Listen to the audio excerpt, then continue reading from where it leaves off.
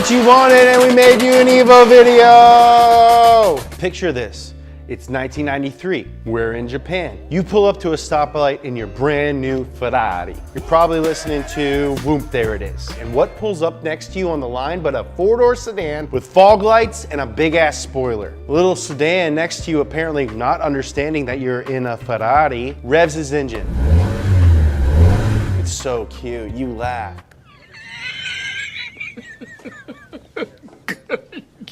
Good one. Light turns green, and suddenly...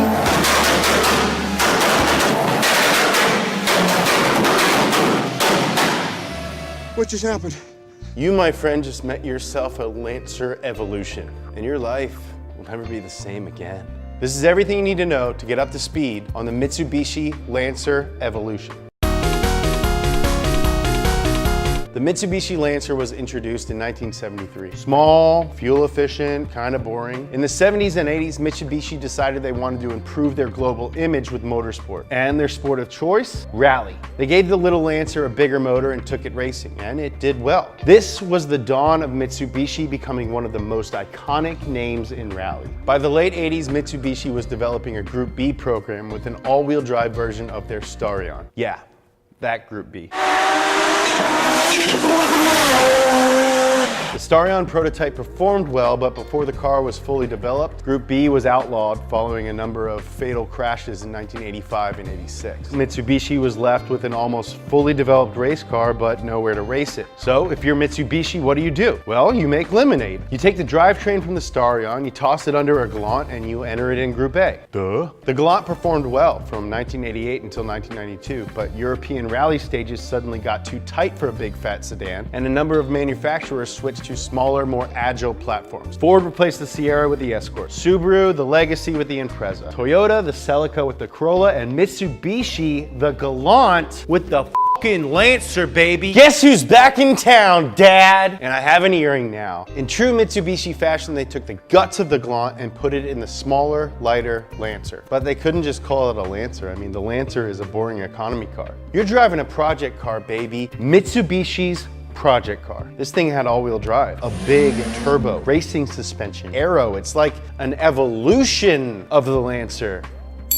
That's a good name. Let's call it that. This is the Lancer Evolution. To conform with Class A regulations, 2,500 road cars had to be produced. In October of 1992, the first Lancer Evolution 1s showed up in the Japanese showrooms. The initial run sold out in less than 3 days. The RS version came with no power windows, no power seats, no anti-lock brakes, no rear wiper, and steel wheels. Basically no frills, but what it did come with was all-wheel drive and a 244 horsepower version of the legendary 4G63 engine. This motor is so good that upgraded versions of it powered every single generation of Evo except for the final one. In 1993, Mitsubishi tweaked the Evo 1 into the Evo 2. There weren't a lot of big upgrades on this one. Lighter sway bars, bigger spoiler, about 10 more horsepower. Pretty standard upgrades for the second year of a build. Our wallet's still kind of hurting from the engine swap. My wife is gonna freaking kill me if I spend any more money on this car. I should also note that meanwhile on the rally circuit, Mitsubishi's arch rival Subaru is friggin' killing it right now. Colin McRae can do no wrong. Mitsubishi, undeterred, kept working, and in 1995 they introduced the kind of new but pretty improved Evo 3. New look, bigger holes in the front for better cooling, bigger intercooler for better cooling, bigger spoiler, new side skirts, different bumpers, higher compression in the engine, and a bigger turbo. Do not tell my wife I spent money on a bigger turbo, she's gonna friggin' kill me. The first big redesign came in 96 with the Evo 4. The 4RS came with a new turbo and active yaw control, which is basically a robot that tells the car when to send torque to each individual wheel.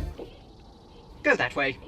Most importantly though, it also got 2 huge fog lights built into the front bumper. How are people gonna know that it's a rally car? You can't see my active yaw control. It was at this point that Mitsubishi's hard work started to really pay off on the rally stage. Finnish racing legend Tommy McKinnon won the WRC Drivers' Championship 4 times behind the wheel of an Evo. Subaru, I will politely ask you to suck it. The Evo 5 and 6 were more or less the same as the 4. After all, this is a build. In 2001, the Evo 7 moved into a new, slightly heavier chassis and introduced a host of suspension and engine tweaks. Most importantly, however, the Evo 7 brought with it active center differential, which in combination with the active yaw control allowed and I'm not sure if this is the right engineering term. I'm gonna try and pronounce this, bear with me. Better four-wheel skids. While the world watched the Evo race through the woods, we guys in the US were getting fucking sidelined. Americans were chomping at the collective bit for the nimble little four-door sedan with the big wing and the fog lights and the turbo. When Gran Turismo was introduced in 1997, both the Evo 3 and 4 were included in the game, and Americans fell in love with it. When GT2 was released in 1999, it brought with it rally tracks, and of course, the newly redesigned Evo 6. Now North America could see what made the Evo series so devastating on the circuit, and we wanted them. And if that wasn't enough, Initial D happened. The show was an introduction not only to drifting, but the entire Japanese automotive lifestyle. It was the first time a kid like me from Louisville, Kentucky saw that street racing was more than just a bunch of fat rednecks drag racing their Stangs and Camaros across the bridge. And if Takumi had such a hard time defeating the Emperor team, which was made entirely of Evos, then this car must be pretty serious. I mean, I want one. Top 5 for sure. In 2003, the year I graduated from high school, the US finally got what we were begging for. The newly tweaked Evo 8 made its way to North America, thank God.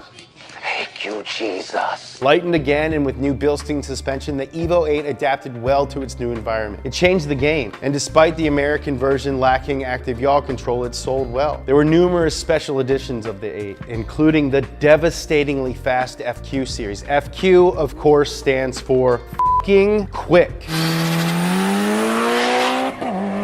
Top Gear showed the FQ 400 could keep up with a Lamborghini Murcielago.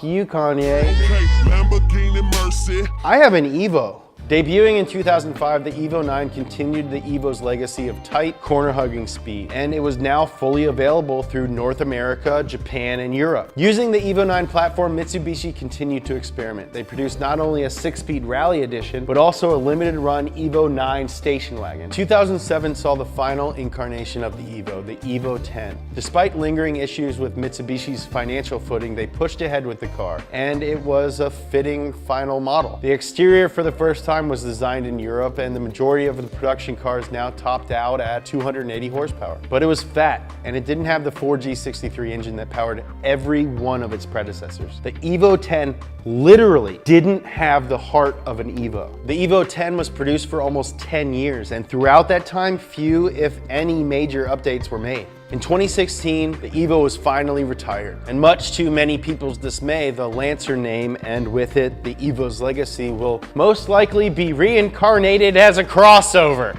I feel like I'm gonna puke, but I also feel like I'm gonna shit too. So I don't know if you guys wanna, should I take my mic off? Despite this, for many, the enduring legacy of the Evo series is one of pure fun. It's a race car. It's hard to drive, the clutch is too stiff, but it has 4 doors and enough trunk space to fit a decent amount of groceries. Let me buy one, Jessica! It's as if Mitsubishi bought a boring 4-door Lancer in 1992 and then improved on it a little bit every year. But eventually they ran out of money and had to sell their project. Here's hoping one day they can figure their finances out and build a new one.